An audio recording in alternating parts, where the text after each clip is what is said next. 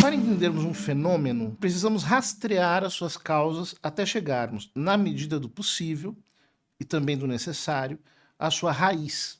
O tradicionalismo, assim como todos os movimentos surgidos na modernidade, padece dos mesmos sintomas e da mesma doença, o subjetivismo. Sim, porque o tradicionalismo sem o magistério é a repetição do erro de Lutero. Como o protestante ficou sozinho diante da escritura, o tradicionalista radical se coloca sozinho diante da tradição, ignorando o magistério vivo da igreja, recusando a autoridade dos pastores legítimos, julgando tudo com base em documentos de que ele se faz juiz supremo. Lutero eliminou o Papa em nome da Escritura. Os neotradicionalistas eliminam o Papa em nome da tradição. Mas no fundo o que permanece é o mesmo, o eu solitário, que se ergue contra a igreja e se arroga o direito de decidir, interpretar, julgar sozinho. Ja, es steht niemandem zu, einen Papst mit Theologen zu widerlegen. Das geht nicht. Die Autorität des Papstes ist die höchste auf Erden. Es gibt nur eine Autorität, die höher ist. Das ist die von Christus, und die Autorität Christi ist manifestiert immer in dem, was die Vorgänger des jeweiligen Papstes gelehrt haben. Wir haben in der ersten Stunde den Krönungseid des Papstes sehr aufmerksam gelesen, denke ich, und ihr werdet euch sicher erinnern daran, dass durch diesen Krönungseid es dem Papst praktisch unmöglich gemacht wird, irgendetwas zu ändern in der Kirche. Das heißt, wenn also eine Lehre von mehreren Päpsten unverändert durch die Jahrhunderte gelehrt worden ist, dann gilt sie nicht nur als Lehramt, sondern auch als Glaubensgut und auf jeden Fall als etwas, was kein anderer Papst anrühren darf. Denn das, was wirklich über dem Papst steht, das ist die katholische Tradition, und die ist natürlich manifestiert wiederum in der Sequenz des jeweils höchsten Lehramtes, also in der seiner Vorgänger. Weil ich einen Papst immer nur mit Päpsten widerlegen kann und nicht mit irgendwelchen dahergelaufenen Theologen. Und was den Papst angeht, sind die Theologen alle dahergelaufen, weil nämlich nur der Papst derjenige ist, der ein endgültiges, immerwährendes Urteil fällen kann. Die Enzyklika Redemptor Hominis von Johannes Paulus II. Ist ja auch ordentliches Lehramt, theoretisch. Ja, aber sie widerspricht dem Vorgänger. Und es kann nur eins von beiden wahr sein. Was ist jetzt wahr? Der Vorgänger.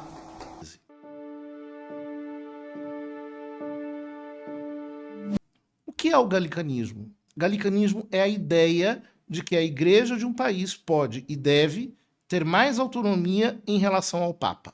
Esse é o drama do neogalicanismo. Querer uma fé católica, mas sem Roma. O Papa é Papa, mas não é necessário obedecê-lo e estar sob o regime eclesiástico. Es ist nicht leicht, jenen Seiltanz auszuführen zwischen den beiden Abgründen des Schismas und den Abgründen des sklavischen Gehorsams in den Modernismus hinein. Das habe ich auch beim letzten Mal gesagt. Darum habe ich jeden von euch gebeten, den Krönungseid mit nach Hause zu nehmen. Das ist nämlich ein Maßstab. Da haltet ihr ein Dokument in Händen, das über dem Papst steht. Keine Person auf Erden steht über dem Papst. Aber es steht sehr wohl etwas über dem Papst. Und das ist die Tradition. Und das können Sie denen einmal, die da vom absoluten Papstgehorsam sprechen, sagen. Ja? Wenn wir den absoluten Papstgehorsam ernst nehmen, dann gibt es keine Wahrheit mehr. Weil dann kann der Papst heute etwas anderes sagen, als er gestern gesagt hat. Und ich werde genauso gehorchen und sagen, yes, sir. Ja? Aber dann hat Christus gelogen, wenn das so ist. Dass ich daraus das Blut Christi machen kann am Altar, ist nicht irgendeine Wahrheit, sondern ewige Wahrheit. Und das kann kein zukünftiger Papst jemals ändern. Und wenn irgendein Wahnsinniger, und das ist ja durchaus plausibel, der nächste Papst wird und er sagt, ihr dürft die Messe ab jetzt nur noch mit Coca-Cola feiern, dann werde ich ihm sagen, niemals. Weil die Wahrheit sich nicht ändern kann. Não havia apenas erro nas heresias cristológicas, sacramentais, etc., mas também erros na doutrina sobre a igreja, e era necessário enfrentá-los. Nesses dias, recebi com muito gosto e li o livro do padre Federico Hayton, da Ordem de Santo Elias, O Erro Lefebrista, que deve ser publicado aqui no Brasil, com prefácio meu, nas próximas semanas.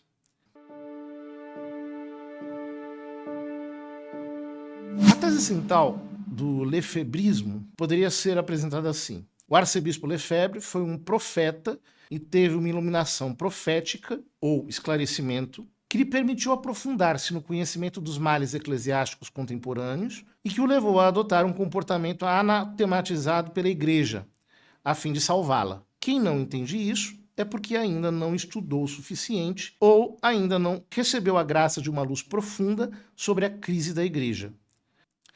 Para alguns, pode parecer exagero descrevermos Monsieur Lefebvre como um homem iluminado com um estilo profético. Respondemos a eles com o testemunho do falecido bispo Dolan.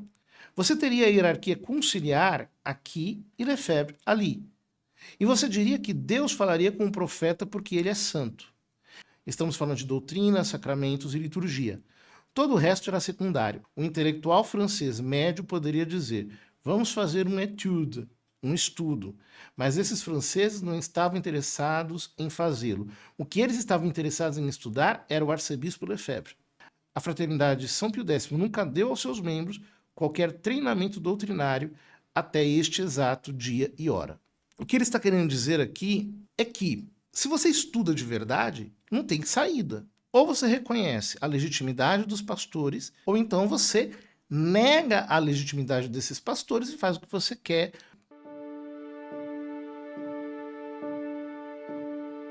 Não é um erro ou uma ofensa dizer que os seguidores de Monsieur Lefebvre sejam lefebristas. Ainda mais quando, entre eles, Monsieur Lefebvre é apresentado como um salvador da Igreja, num ato de glorificação que não pode receber outro qualificativo senão o de messiânica. O próprio Monsieur Lefebvre, no Sermão da Sagração, disse: Parece-me que ouço, meus caros irmãos, as vozes de todos esses papas, dizendo-nos: o que vocês vão fazer com nossos ensinamentos? Vocês vão abandoná-la? Vocês vão deixá-la desaparecer deste mundo? Se vocês não fizerem algo para continuar esta tradição da Igreja que lhes demos, tudo desaparecerá. Quer dizer, ele vê todos esses papas, desde Gregório XVI até Pio XII, de joelhos diante dele, dizendo: por favor, salve a Igreja, senão a Igreja vai perecer, a Igreja vai desaparecer e todas as almas se perderão. Isso é messianismo. O arcebispo Lefebvre, de fato, no mesmo sermão, sugere que ele, e somente ele, é o homem profetizado por sua santidade Leão XIII e pela Santíssima Virgem, indiretamente em Fátima e La Salette e diretamente na aparição do Bom Sucesso para salvar a Igreja. Ele diz o seguinte, são palavras dele: não só o Papa Leão XIII profetizou essas coisas, mas também Nossa Senhora. Peço desculpas por continuar o relato desta aparição, mas ela fala de um prelado que se oporá completamente a essa onda de apostasia e impiedade e preservará o sacerdócio preparando bons padres. Pode aplicá-la se quiser, eu não quero. É aquela falsa humildade, né? Eu não vou aplicar, apliquem, mas está falando de um prelado. O que nós estamos fazendo aqui corresponde àquilo. Consequentemente, o Monsieur Lefebvre acreditava que não podia pedir permissão a Roma. Portanto, o arcebispo Lefebvre afirmará que deve desobedecer ao vigário de Cristo, e ele o diz explicitamente no famoso Sermão das Consagrações. Diz ele: é impossível submeter-nos à autoridade do cardeal Ratzinger, presidente desta comissão romana, que deveria nos guiar. Isso significaria colocar-nos em suas mãos e, consequentemente, nas mãos daqueles que querem nos reconduzir ao espírito do concílio, ao espírito de Assis. Não é possível. The moment Archbishop Lefebvre realized that if he did not ordain bishops, if he did not consecrate the bishops, apparently against the will of the Pope, I say apparently, I will explain later, there would be nobody left. And he was dead right on the spot because both Archbishop Lefebvre and Bishop Castro Mayo died in 1991, 3 years after. He had more than reasons enough to distrust Rome. There is the famous story of the paper that Archbishop Lefebvre signed the 5th of May, 1988, 2 months before the episcopal consecrations. And still he had to take back his signature later on because, now in this protocol, they discussed the possibilities of having an organization with the blessing of the Holy See to keep a traditional seminary and a traditional rite of Mass going. They offered Archbishop Lefebvre an organization of pontifical right headed by a commission of 7 members. And now get this. By a commission of 7 members. Who would the 7 members have been? 5 chosen by the Vatican. The 6th one would have been the one bishop. They would have ordained for that purpose, the very one bishop. And the 7th would have been a member chosen by the Society of St. Pius X. And the bishop here would have been chosen by Rome, so 6 against 1. And the future was to prove what Archbishop Lefebvre suspected. Because the Fraternity of St. Peter was promised a bishop. I can't see a bishop given to the Fraternity of St. Peter's yet. The indult masses, like in Providence, Rhode Island, the indult mass, the priest has to give communion in the hand or he's not allowed to celebrate the mass there. This is what Archbishop Lefebvre predicted in 1988.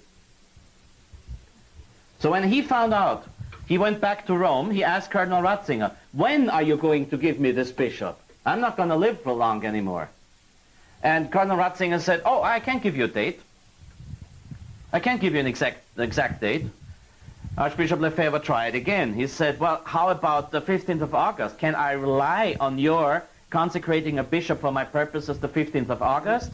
Oh, no, I can't give you a definite answer on that. Well, what do you call that? In English, it's called stalling. And stalling usually has not exactly an honest purpose, except in war. So Archbishop Lefebvre said, okay, I see what's going on. Emergency applies. Emergency is there. We have a case of emergency. The rules for self-defense, the rules for defense apply. And the 30th of June, 1988, he consecrated 4 bishops. Monsenhor Lefebvre sustentou veementemente uma doutrina errônea que nós poderíamos chamar de joaquinismo.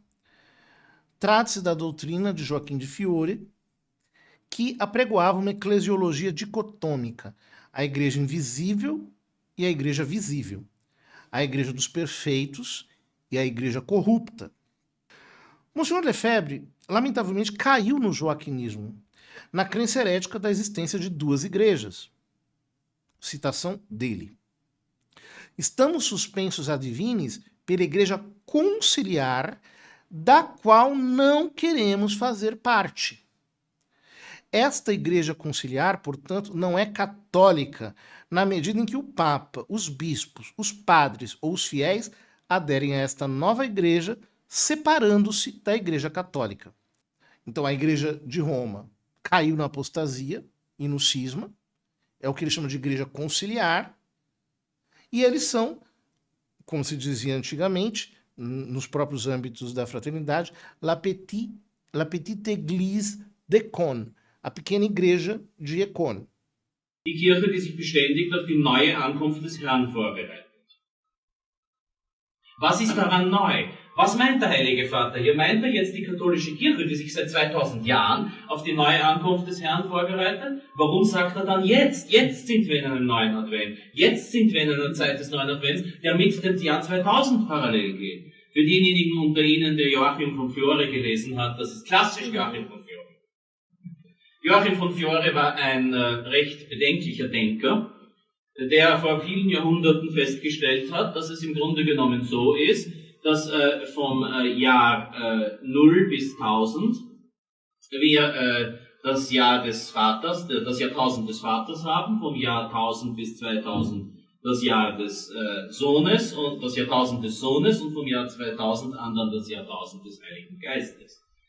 Interessant ist, dass das Jahrtausend des Heiligen Geistes nicht in Redemptor Hominis, aber in der dritten Enzyklika unseres jetzigen Heiligen Vaters, nämlich Dominum et Vivificante, mindestens 5-mal erwähnt wird. Darauf komme ich auch noch zurück.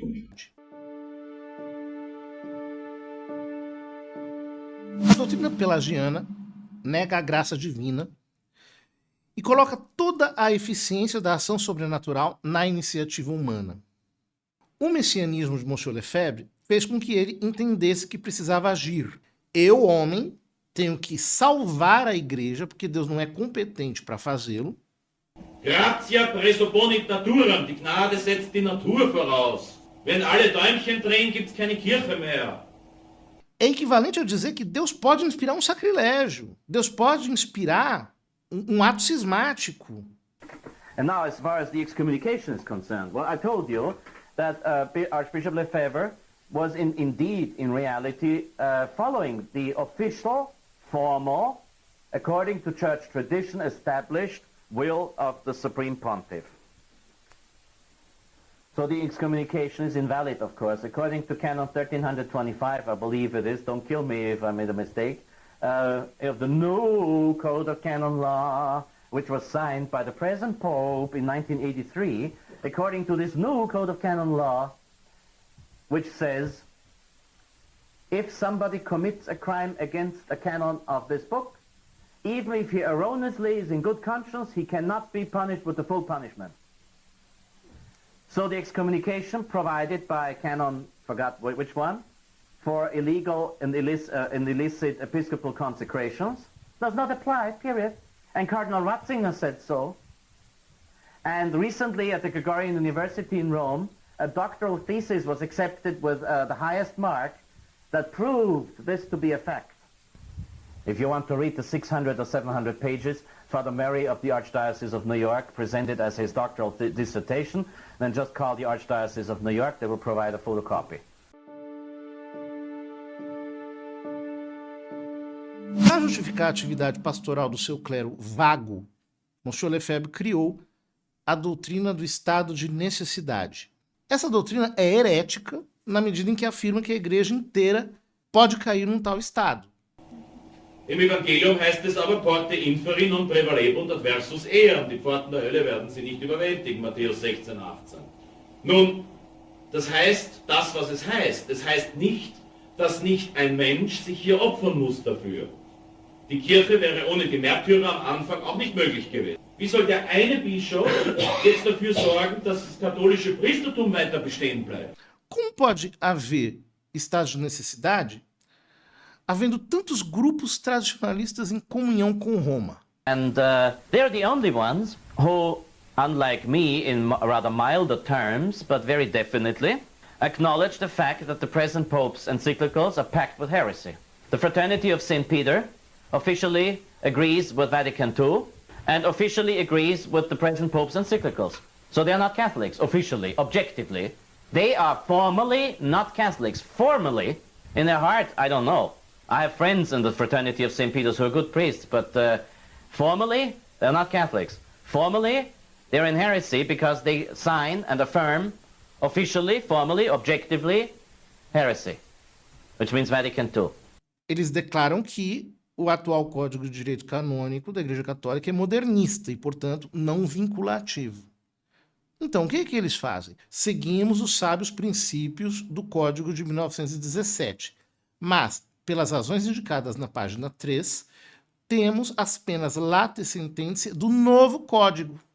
Que sentido que tem nisso?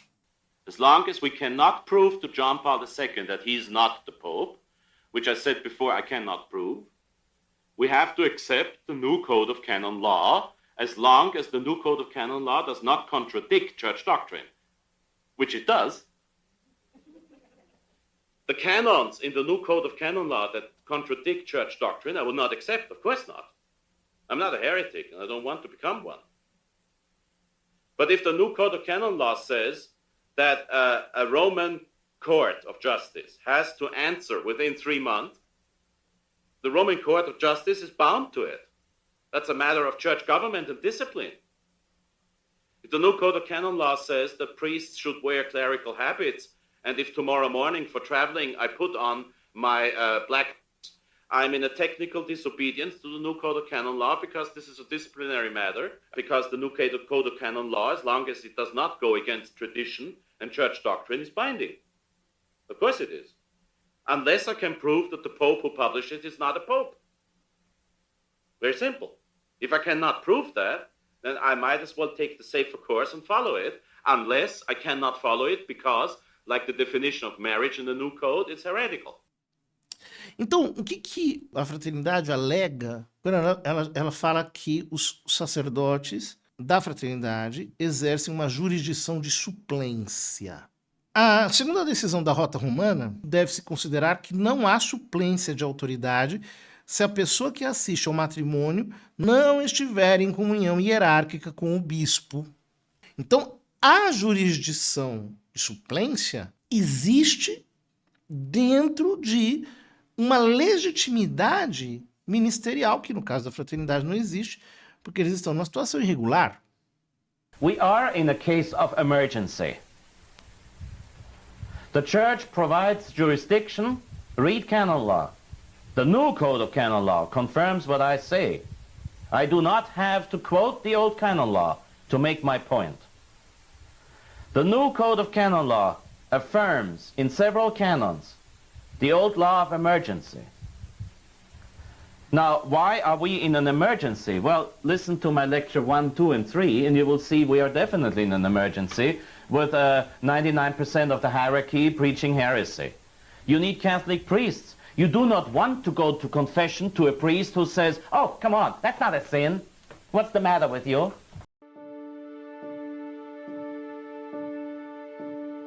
No Sermão das Consagrações, Monsieur Lefebvre diz: todos esses seminaristas aqui presentes, se amanhã Deus me chamar, de quem receberão o sacramento da ordem? Dos bispos conciliares, cujos sacramentos são duvidosos, já que não se sabe exatamente quais são as suas intenções?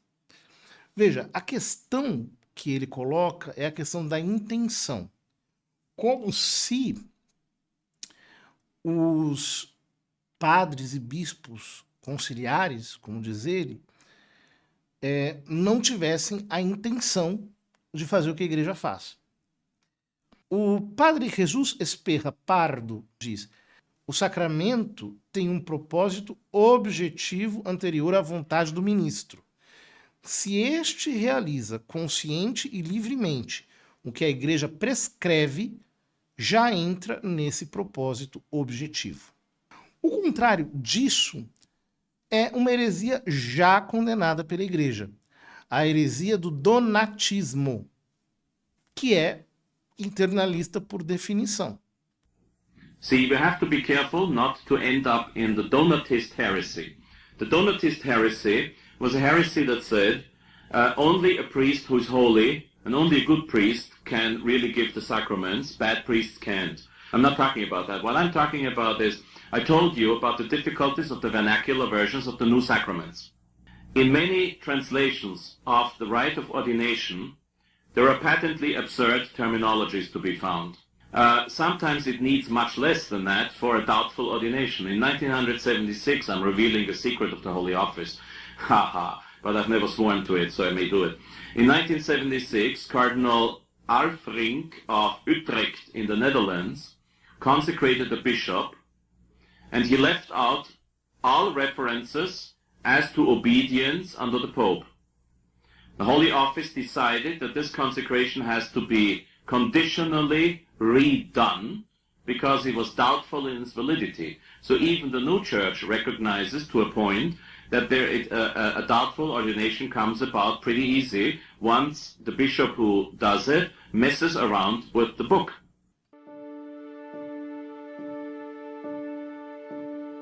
A posição atual da Fraternidade São Pio X é que a missa celebrada com o novo missal é intrinsecamente má. Mas a missa é missa. Tanto faz o rito em que ela é celebrada, é sempre a missa. Therefore, the Mass is illegal. But the Mass is also intrinsically evil because it is leading to heresy, and in many translations it's directly heretical.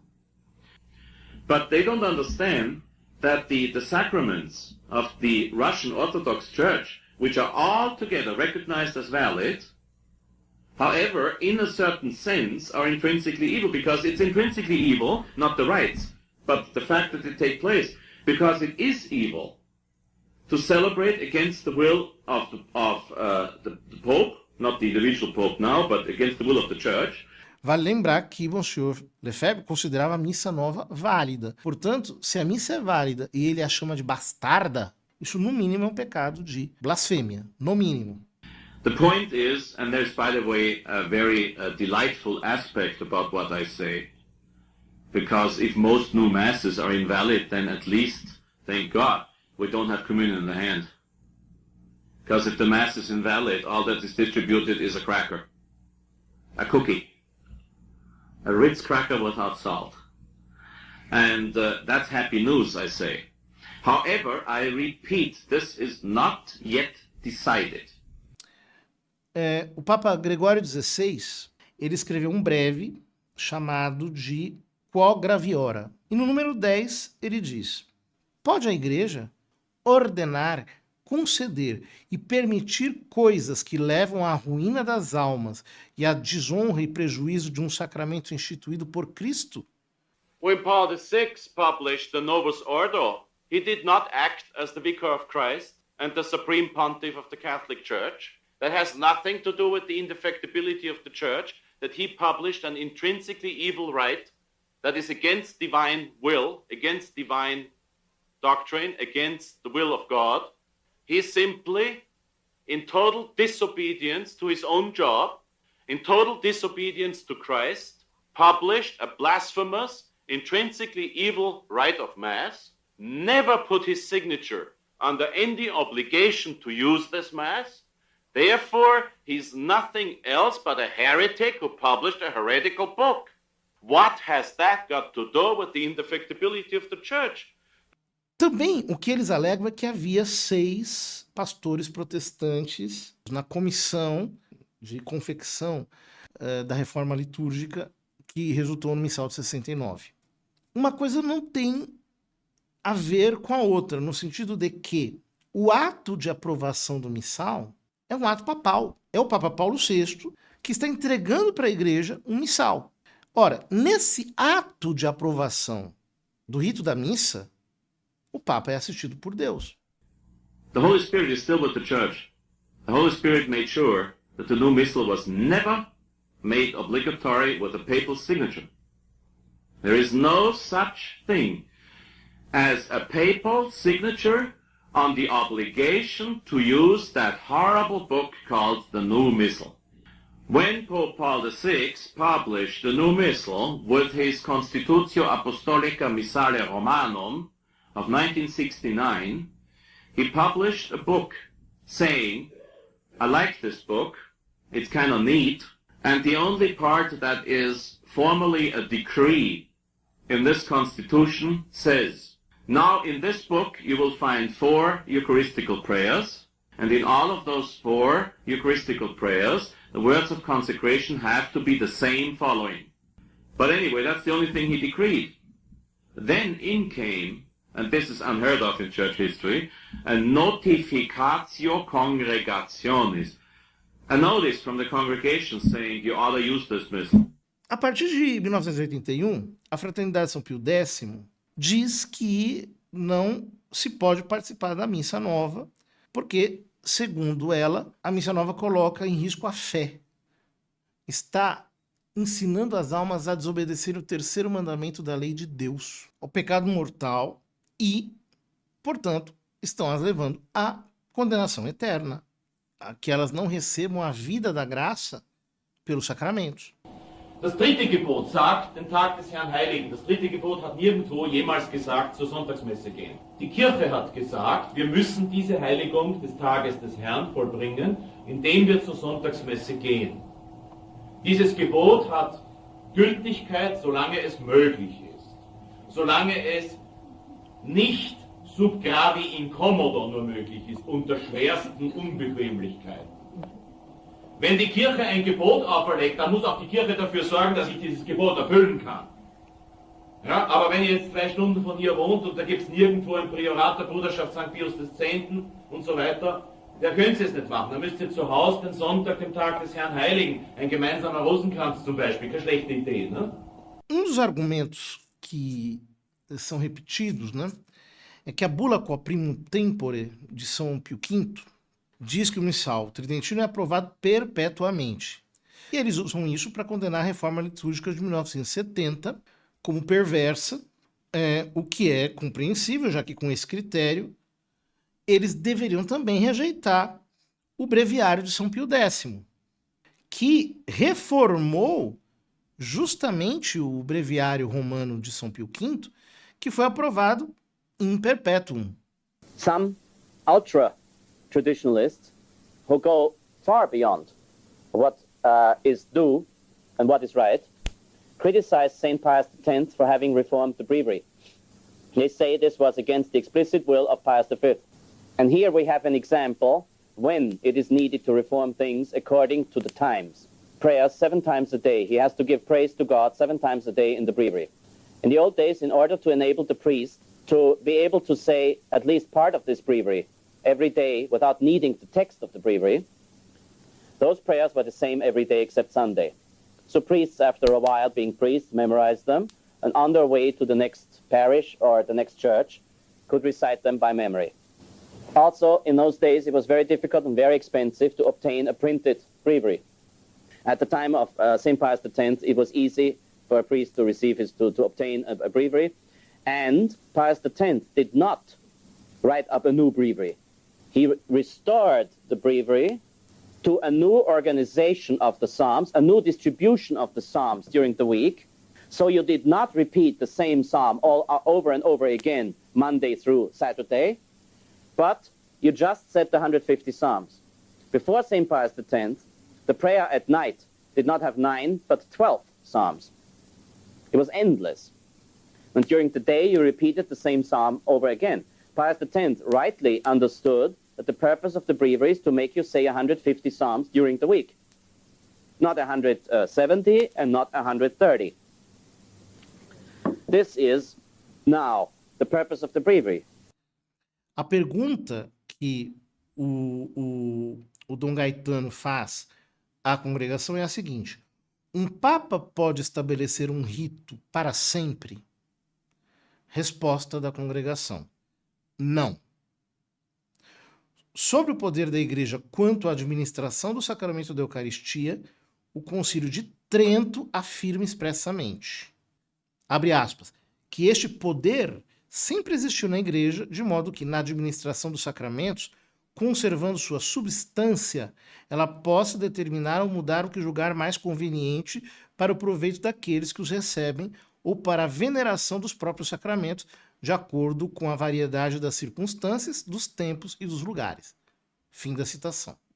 Esse é o argumento de autoridade, o argumento tridentino. A Igreja pode alterar os ritos.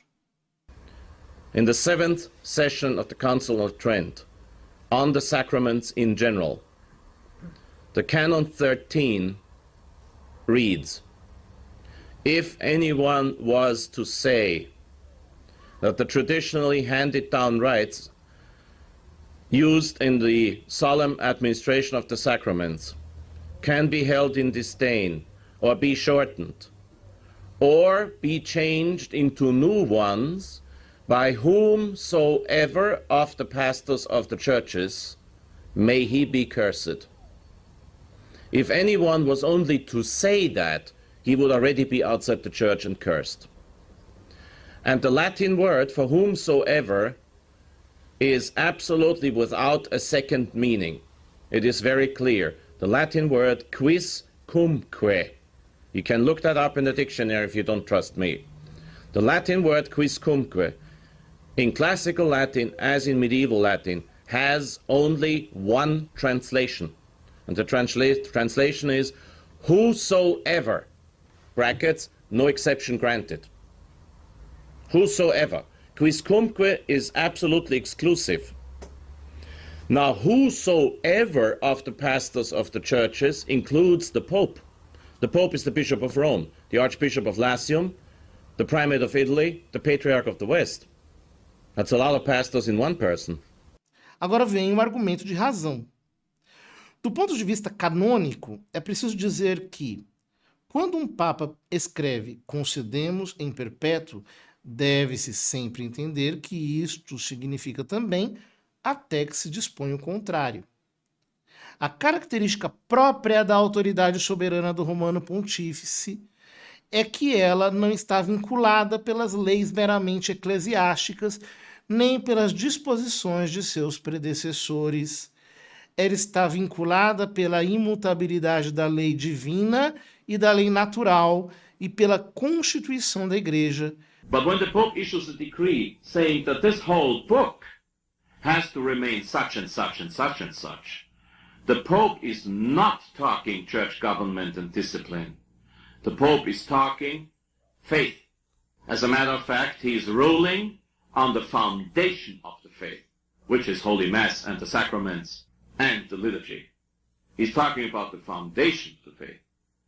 He's talking about what will determine on what we have to believe. This is something on a totally different level. And if St. Pius V said this decree is irreformable, then it is irreformable until the last judgment. Agora, a verdade é que o próprio Missal de São Pio V sofreu modificações. O que, se você ler a bula Quo Primum Tempore, você subentende que isso era proibido. A estrutura, digamos, básica da missa tridentina, embora tenha sido preservada, ela passou por revisões. Now, is this a daring interpretation by Father Hess or church doctrine? Rest assured, it is church doctrine, because I only believe, in this case, what St. Pius V believed, what Pope Innocent VIII believed, what Pope Urban VIII believed, what Pope Pius X believed, and what Pope, ironically, what Pope John XXIII believed. Because this Roman Missal is the first book in church history to contain more than one papal document. On all other books ever published in church history, you will find front page on all documents ever published by a pope. You will find front page the decree of the Pope who published it, period. And if for some reason it is a book that later on will be reformed, you will find the one document of the one Pope who reformed it, period. Because they're not bound. So they might as well throw away the document of the predecessor and say, the heck with it, I'm going to do something different. Innocent VIII was obviously convinced he could not do that because he was the first Pope in history to add his decree to the one of his predecessor. The same is true for Urban VIII, St. Pius X, and the same is true for John XXIII even.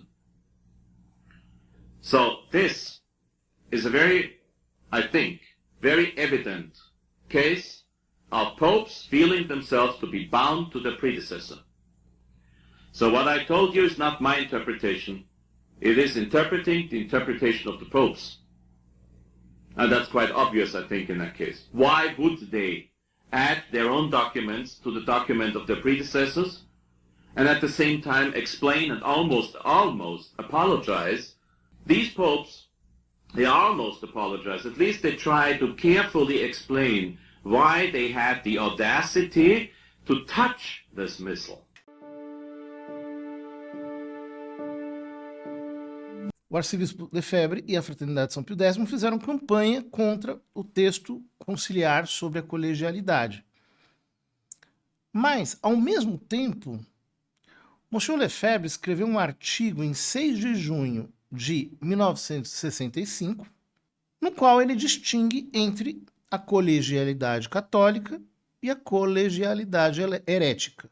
O Espírito Santo, diz Monsieur Lefebvre, está observando e você deve ler a nota explicativa com atenção para perceber que esta mensagem realmente veio do céu. Porque, em primeiro lugar, elimina a colegialidade jurídica e, consequentemente, retira todo o direito dos bispos de governar a Igreja Universal. Em segundo lugar, submete a jurisdição pessoal dos bispos à inteira disposição do sucessor de Pedro. Bom, então aqui é Monsieur Lefebvre refutando Monsieur Lefebvre. Many of the bishops were just simply tricked. They were told this is all right, and the Pope will take care that nothing bad comes out of it. It was a lie. The Pope took care that everything bad came out of it. Many other bishops just fell into a century-old trap, like Archbishop Lefebvre said. I signed because I couldn't possibly believe that the Pope would sign something which is so wrong. And only when he heard about ecumenism, he said, no, I'm sorry, that's too much. And he didn't sign anymore. One of the few enlightened characters who plainly simply refused to sign any of the documents of Vatican II was Bishop de Castro Maia.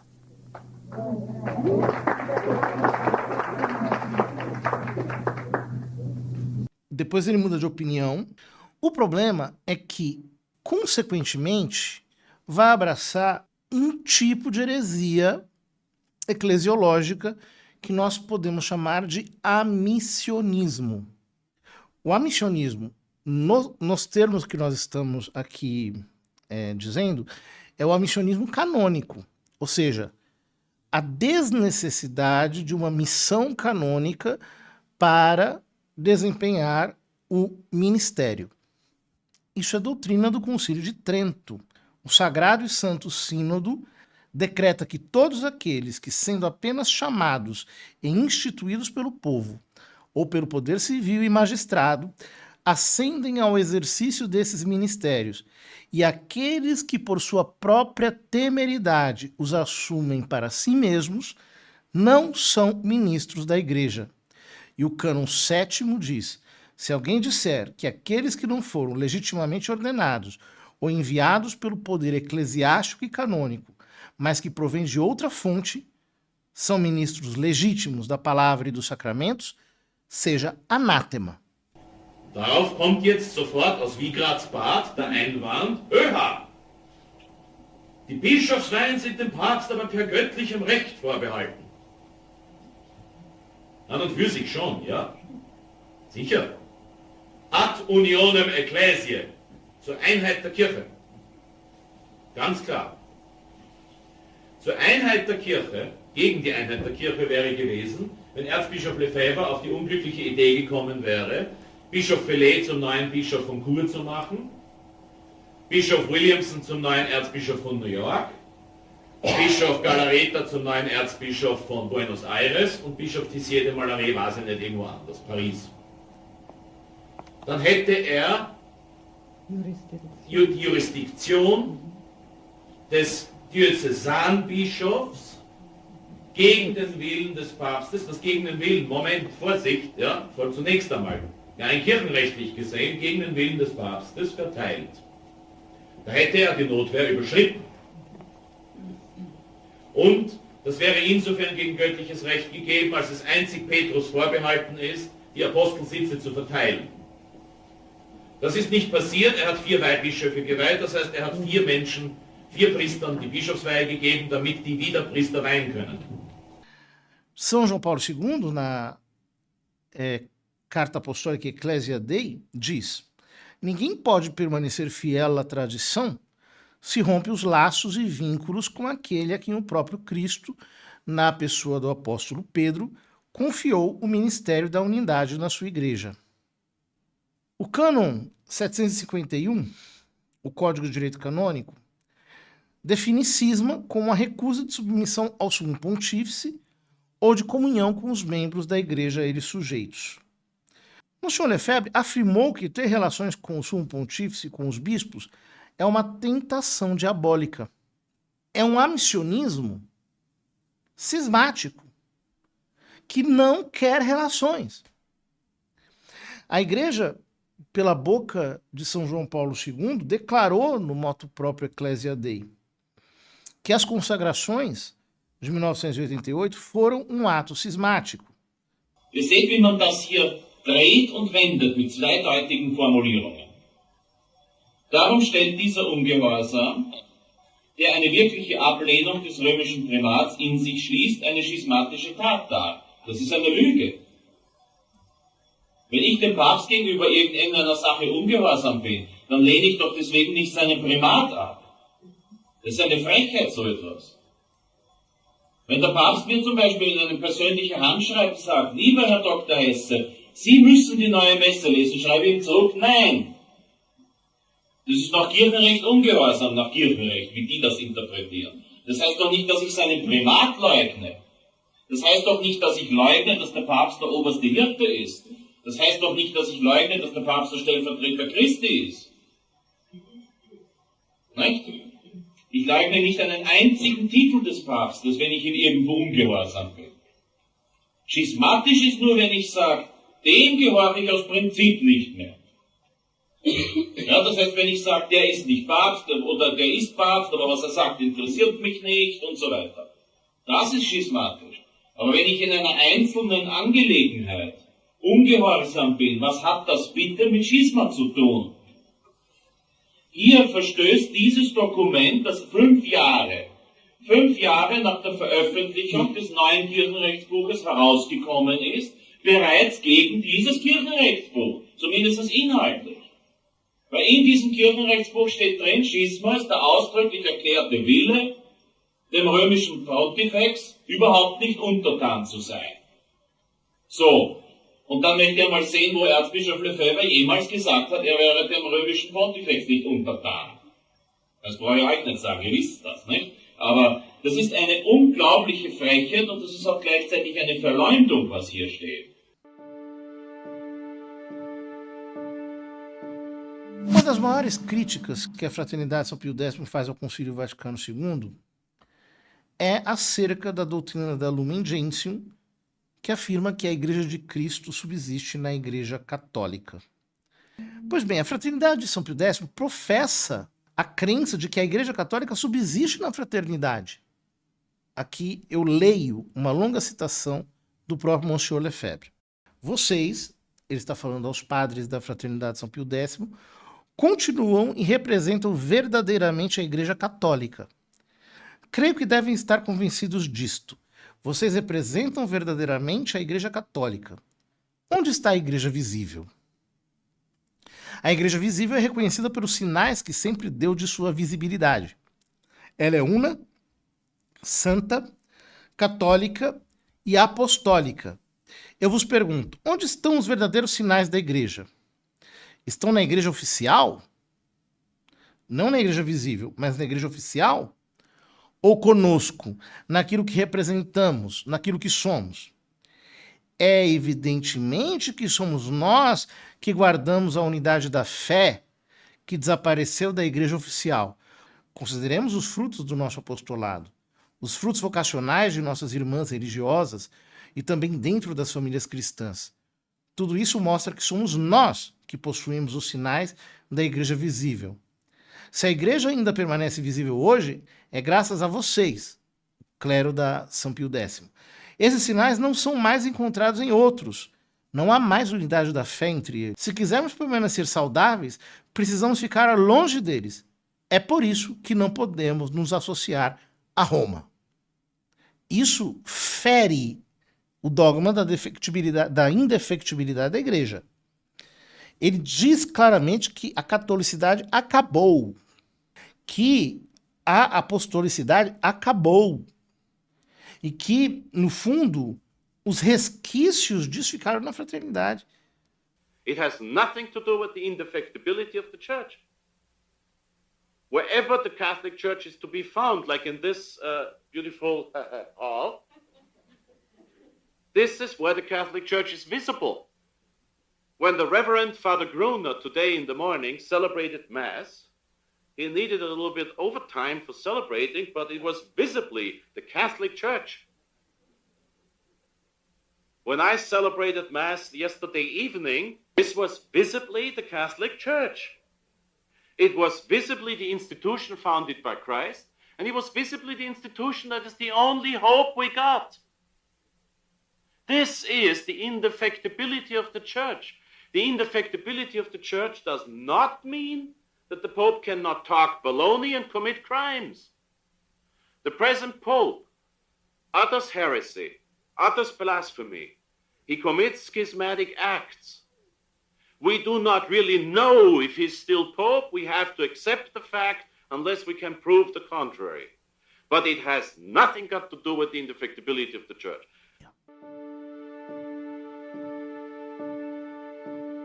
Os lefebristas rejeitam a reforma de 69, entre outras razões, por ser burguiniana, e substituem, sob juramento, a tradicional Semana Santa romana pela Semana Santa burguiniana de 1955. Em suma, os lefebristas celebram a Semana Santa de Bunini.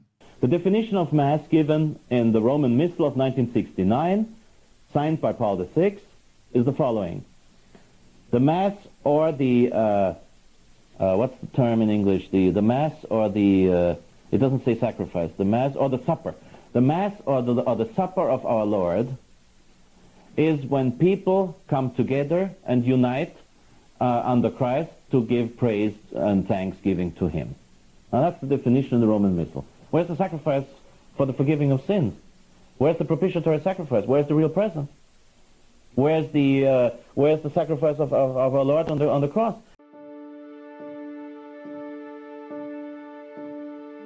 A partir do momento em que a fraternidade se separou, começaram a aparecer outras divisões.